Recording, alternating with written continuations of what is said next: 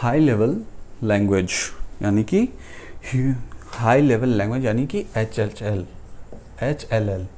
High level language,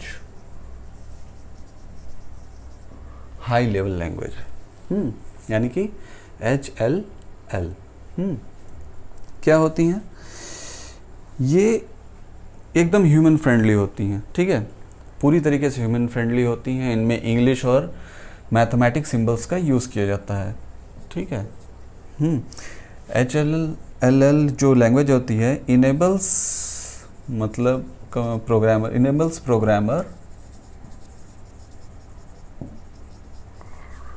programmers to write programs यानी कि to give instructions using English and mathematical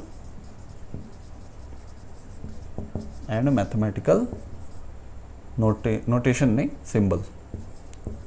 symbols, ठीक है। अच्छा, closer to human, of course closer to human language. हमने पहले जो हमने ग्राफ में देखा था कि वो पर्सन बोल रहा था कि मुझे तो सिर्फ इंग्लिश और मैथ आते हैं। तो ऑफ कोर्स अगर वो इंग्लिश और मैथ्स आता है तो ऑफ कोर्स वो हाई लेवल लैंग्वेज का यूज़ करके इंस्ट्रक्शन कंप्यूटर को दे सकता है, यानी कि प्रोग्राम बना के दे सकता है, ठीक है। कुछ प्रोग्रामिंग लैंग्वेज जैसे कि जावा, पाइथन,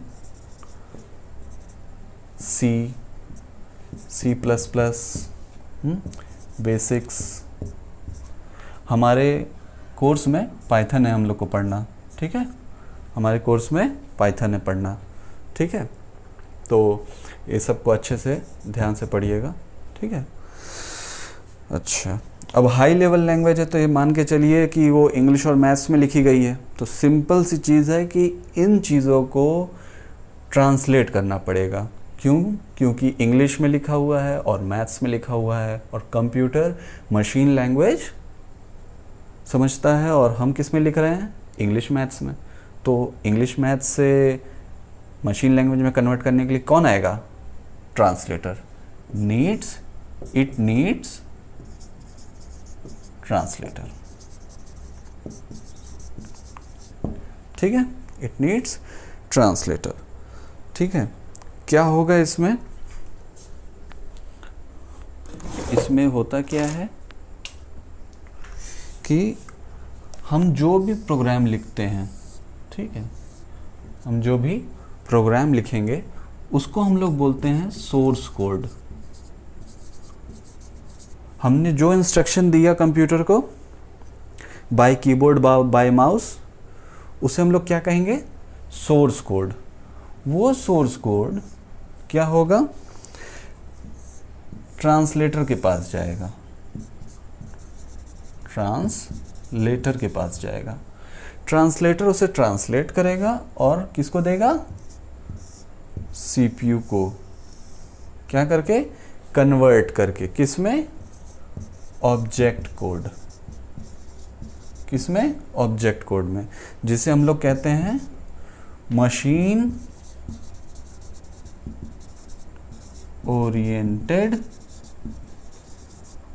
लैंग्वेज, जो कि मशीन के लिए बेस्ट होती है, ठीक है। सोर्स कोड जो हम लिखेंगे इंग्लिश और मैथमेटिकल नोटेशन से, और वो कहाँ जाएगा? ट्रांसलेटर के पास। ट्रांसलेटर एक तरीके का क्या होता है? प्रोग्राम। वो भी एक तरीके का प्रोग्राम होता है, ठीक है। ये आगे हम लोग पढ़ेंगे क्या है। ट्रांसलेटर के पास जाएगा और ट्रांसलेटर क्या करेगा? उसे ट्रांसलेट कर देगा। किस में करेगा? ऑब्जेक्ट कोड में, जिसे हम लोग कहते हैं मशीन कोड, जो कि मशीन ओरिएंटेड लैंग्वेज, जो कि बेस्ट होती है किसके लिए? मशीन्स के लिए। यानी कि वो मशीन कौन है यहाँ पे? सीपीयू या कंप्यूटर, ठीक है। अब इनके कुछ एडवांटेज और डिसएडवांटेजेस भी हैं। इनके क्या एडवांटेज और डिसएडवांटेज होंगे बताइए? इनके एडवांटेज और डिसएडवांटेज। पहला क्या है advantage? easy to write, easy to write, advantage, पहला एडवांटेज क्या है, easy to read, write, and modify भी आसानी से कर सकते हैं ना, इंग्लिश में लिखा है तो आराम से मॉडिफाई भी कर लेंगे। अगर ये 0101 में लिखा होता तो कैसे मॉडिफाई करते, दिक्कत होता ना। और क्या है सेकंड पॉइंट, मेंटेन करना, इजी टू मेंटेन, भाई हम आराम से लिख के कहीं भी सेव करके रख सकते हैं इसको, कोई दिक्कत नहीं है। 0101 बहुत सारे लिख देंगे तो कहीं हमको समझ में ही नहीं आएगा कहाँ रख दिए हैं, कहाँ सेव किए हैं कंप्यूटर में, ठीक है। तो उन सबको मेंटेन करना बहुत दिक्कत हो जाएगा, ठीक है। और क्या होता है, मशीन इंडिपेंडेंट, मशीन इंडिपेंडेंट, सारी लैंग्वेज नहीं, सारी लैंग्वेज मशीन इंडिपेंडेंट नहीं होती हैं, मशीन डिपेंडेंट होती हैं, लेकिन ज़्यादातर आज के समय की जो लैंग्वेज प्रोग्रामिंग लैंग्वेजेस हैं वो मशीन इंडिपेंडेंट होती हैं, ठीक है। मशीन इंडिपेंडेंट एंड पोर्टेबल, यानी कि अगर एक कंप्यूटर में चला लिया तो वही प्रोग्राम दूसरे कंप्यूटर में भी रन कर सकता है, तीसरे में भी रन कर सकता है, ठीक है।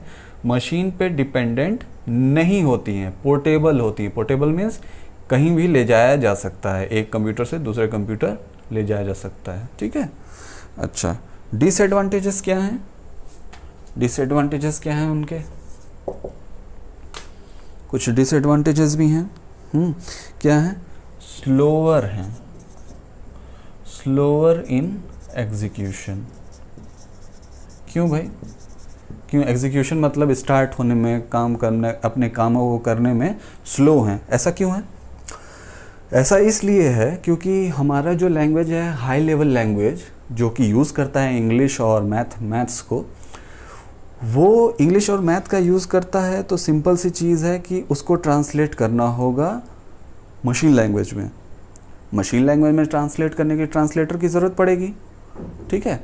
तो ट्रांसलेटर की ज़रूरत पड़ेगी तो ट्रांसलेटर लगाएगा टाइम, क्योंकि इंग्लिश से भाई इतना आसानी से तो नहीं होगा ना कि तुरंत लेगा और तुरंत कम्युनिकेट कर देगा उसे कन्वर्ट करके, थोड़ा टाइम लेगा उसे कन्वर्ट करने में, तो स्लो हो जाएगा उसका एग्जीक्यूशन, ठीक है। और दूसरा क्या है, पहला पॉइंट तो हो गया, और दूसरा पॉइंट क्या है कि डायरेक्टली तो हमारा सेकंड पॉइंट है does not communicate directly to CPU। Of course सही बात है, क्योंकि इंग्लिश लैंग्वेज तो कंप्यूटर समझता नहीं है, CPU हमारा समझता है मशीन लैंग्वेज, तो डायरेक्टली कैसे कम्युनिकेट कर पाएगा, उसको ज़रूरत पड़ेगी एक ट्रांसलेटर की। पहले वो जो भी इंग्लिश और मैथ्स में लिखेगा कोई भी प्रोग्रामर या यूज़र, वो उसको देगा ट्रांसलेटर को, और ट्रांसलेटर फिर उसे ऑब्जेक्ट कोड में कन्वर्ट करेगा, ठीक है। इनके नोट्स मैं आपको डिस्क्रिप्शन बॉक्स में दे दूंगा, आप वहाँ से नोट्स को कॉपी कर सकते हैं, ठीक है। ओके।